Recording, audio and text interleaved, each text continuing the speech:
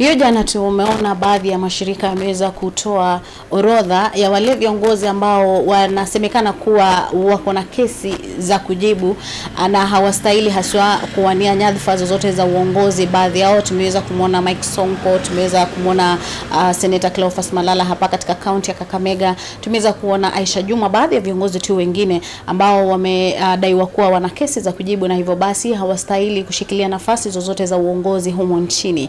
Ni sababu hiyo ambayo tumeweza kufika hapa katika afisi ya wakili ambaye pia ni mwenyekiti wa LSK katika kaunti ya Kakamega, MAUREEN ODECK, aweze tu kutudafafulia hili swala, aweze kutueleza ni kitu gani haswa ambacho kitaweza kufanyika. Ni maswala tu, ni tuhuma ambazo zipo wakati huu wa siasa, ama ni swala ambalo IEBC na vile vile serikali watachukua hatua na kuweza kuwazuilia viongozi hao kuwania nyadhifa ambazo wameweza kutangaza kuwa wataweza kuwania katika uchaguzi huu wa mwezi Agosti 9. Labda pengine karibu sana, asante sana kwa kutukaribisha katika afisi yako, na tulikuwa tunataka kujua saa hizi tumeambiwa kwamba kuna orodha viongozi ambao tayari wameweza kutolewa na wanasema kwamba hawa viongozi hawastahili kwa njia yoyote ile kuwania nyadhifa za uongozi. Ni swala ambalo unaona kwamba ni wakati mwafaka ambalo hili swala limeweza kutolewa? Asante sana Violet kwa hii nafasi, hata nami nichangie. Nitaomba kuongea lugha ya Kiingereza juu haya ni maswali ya sheria. This is the time to talk about integrity issues and leadership. We are approaching election. Candidates are being cleared. The people who have been mandated by law to clear candidates is the IEBC. Now, mbona, or why is this question important now?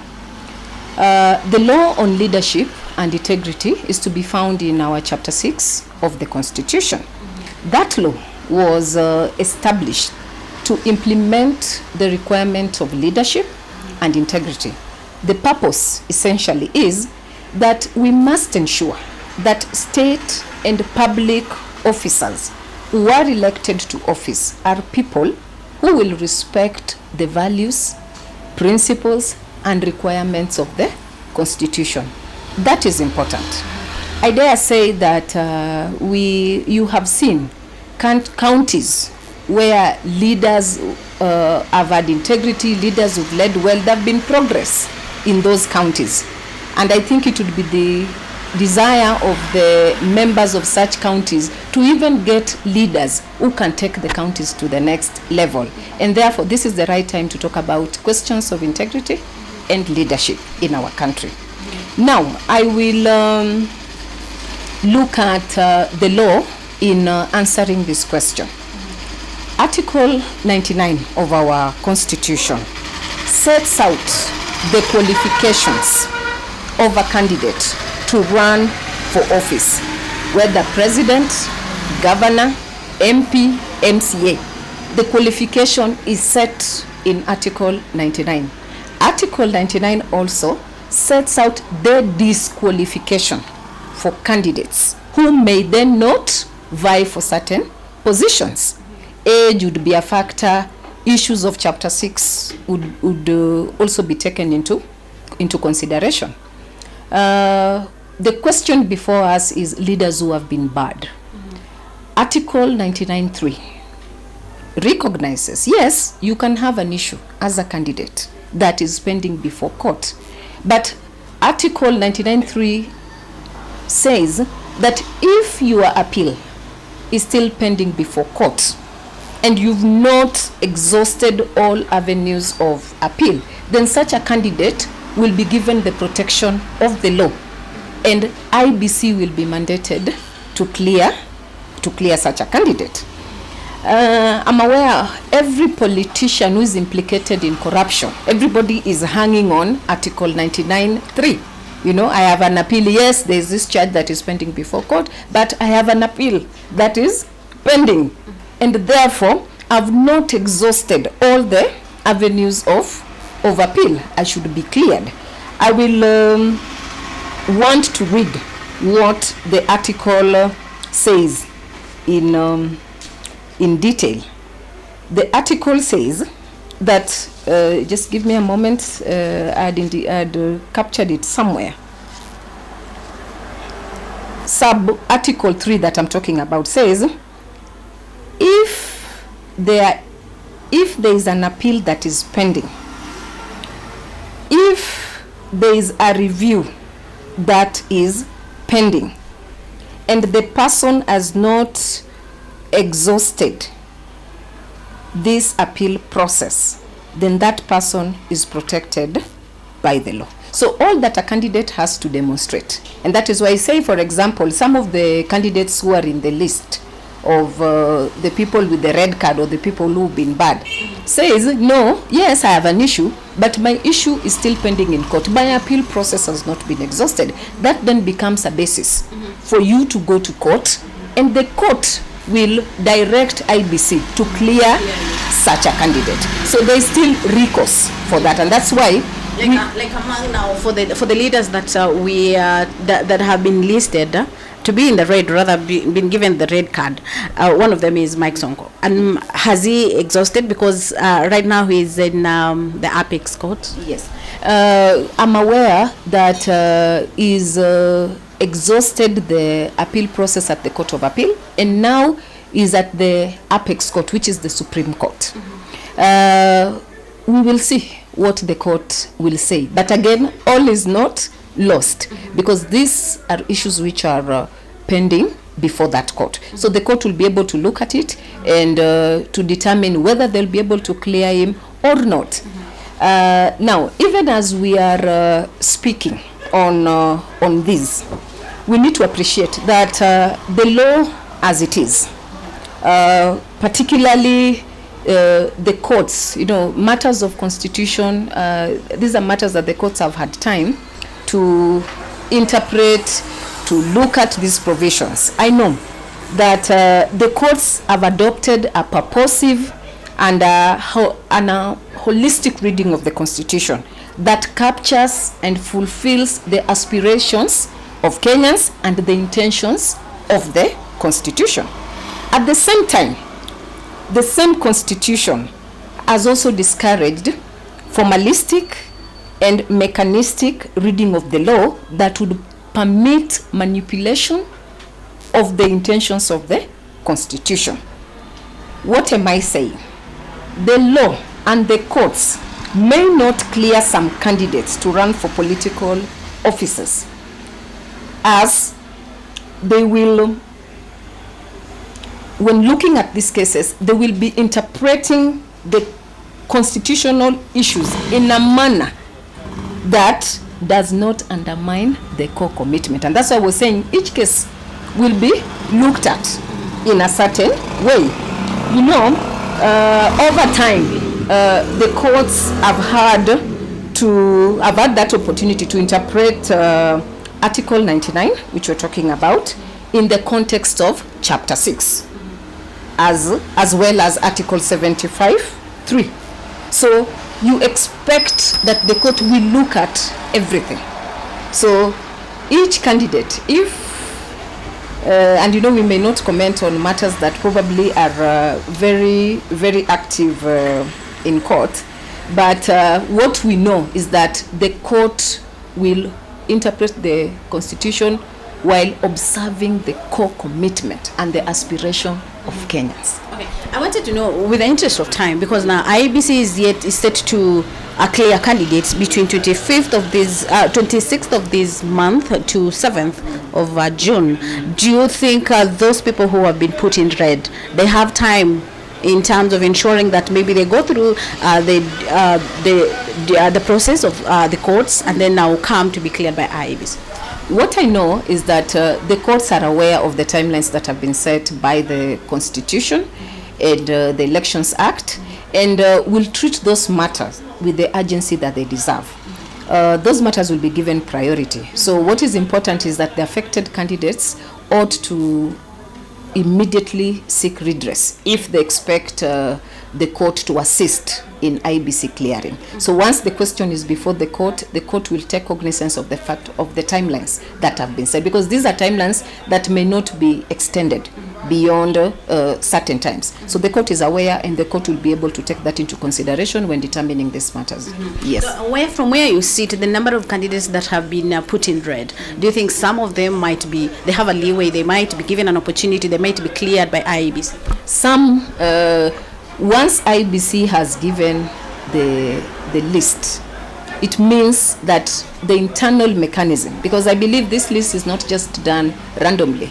You're given an opportunity. I would say there are places where people who are facing issues, some may not even put their names through because they have certain issues which they are facing. But also remember that we are innocent of all accusations until one is found guilty. So you must also give them that.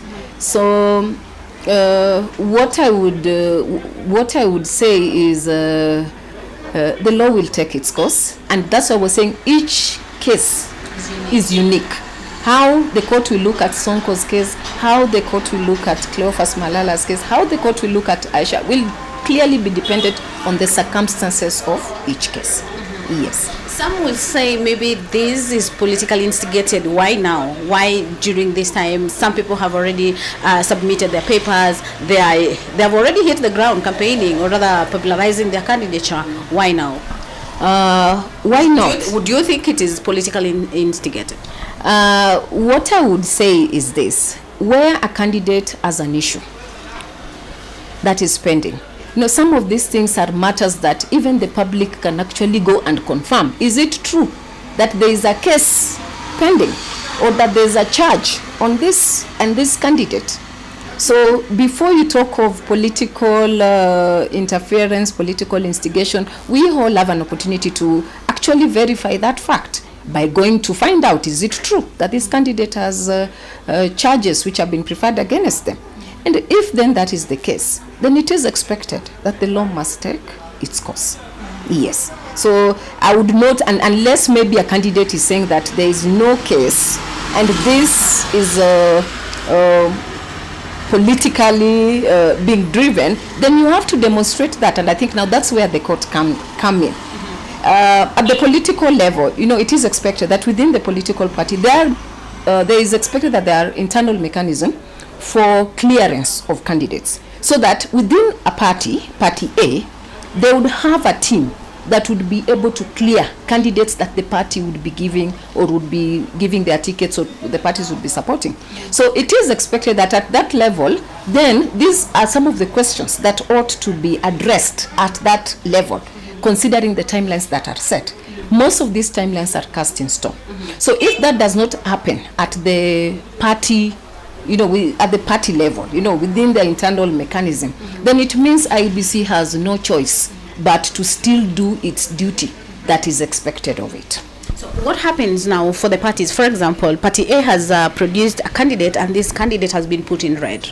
And probably because of the timelines, there is a probability this candidate A might be barred completely by IEBC to vie. What happens to this party? Do they even have time to field another candidate to be cleared by IEBC to vie for those positions? Like I said, if Party A had done its job well, they would not be faced with that challenge. Because in this situation right now, what happens? The recourse now is with the court. And like I said, the court will take into consideration the timelines, and only those people who will meet the deadline will be cleared. Yeah, so I'm saying I understand, but right now, for instance, okay, we have this candidate A who have been barred completely. They have gone through the court processes and all that, and the court has said no, you have a case to answer. Yeah. So what happens for with this party, or rather the party that fielded this candidate? Do they have time to field another candidate to take this position now that the other one has been barred by IEBC and also the courts? They may not have that luxury to field another candidate once the constitutional timelines have lapsed. So not all parties, I'm aware, in this election will be able to field a candidate for all positions. So they may just miss out on that.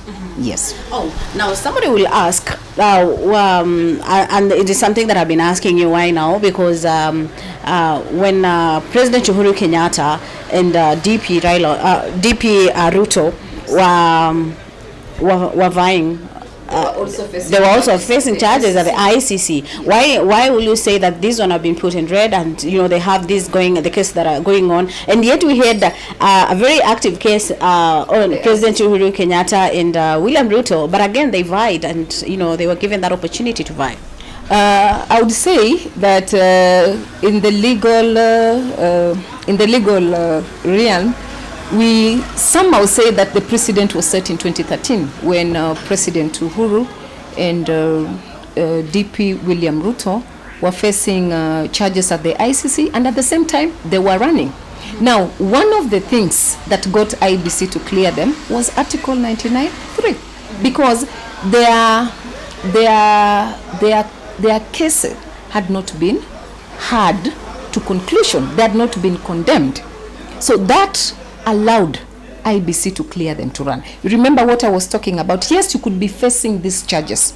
Remember, the law presumes that you're innocent until proven guilty. Even where one court finds that you're guilty, you still have recourse to go to appeal on the next court. You can exhaust that appeal, from the High Court to the Court of Appeal, and move up to the Apex Court, which is the Supreme Court. So as long as there is an appeal that is pending, that is awaiting a decision, IBC will have no option but to clear it. So that explains what happened way back in 2013. Yes. Any other thing that you want to add on the same? None. Yes. So thank you so much. That has been MAUREEN Odeck, LSK Chair KK County, just trying to shed some light on issues that has been raised, especially for the leaders who have been put in red. And from us here, we'll continue, kind of talking to other leaders as well to get to know what will happen, because some are saying those are just issues that have been politically instigated, and they just want probably to cut short some of the aspirations of other leaders here. But again, we'll continue following up and get to know, or rather also inform our public what is really happening and what will IEBC be able to do. As MAUREEN has just said, there are a number of issues that the leaders who have been named, they have to do, probably rush to courts to ensure that they are cleared by IEBC and also the courts. From here, I'm Violet Auma.